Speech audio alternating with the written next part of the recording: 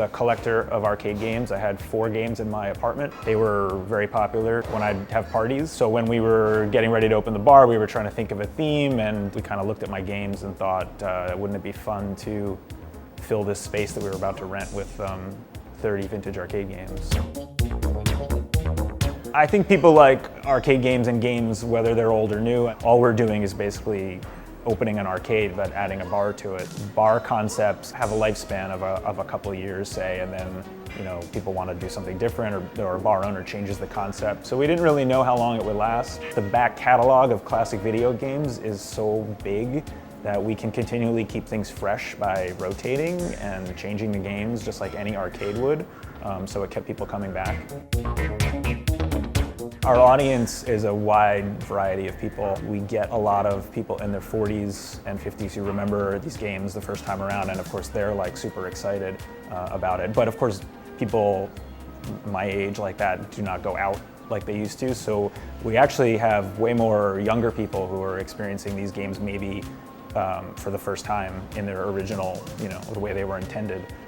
So there's a bit of newness to them, even though they're classic games. And now we kind of have a sprinkling of everything from like the late 70s to late 90s.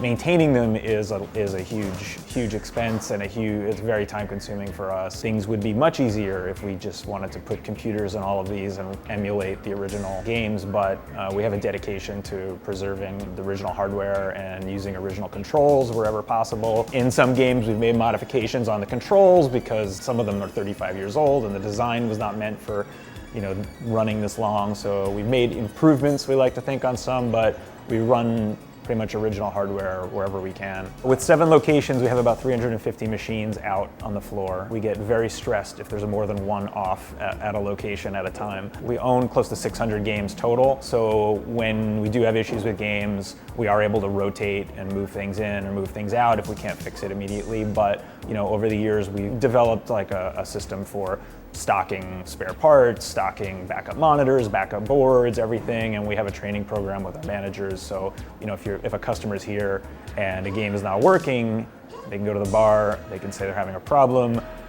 Most issues can be fixed by the manager who's just working on the floor, and I think that probably separates us from a lot of arcades at this point, where we can do on-the-fly maintenance and repairs. But we can't always do it. They're old and they're really buggy and a lot of work. Classic games have an appeal, though, that is timeless. I mean, they're beautiful in their simplicity, but they're incredibly challenging. They're much more difficult than they seem. I mean, just like a game like Millipede looks like super simple, just shooting the bugs that are coming down on you, but that's impossible for anybody. Like, most people put a token in there and they're done in a minute. It's simple, it's challenging, it's addictive, and you can have a beer.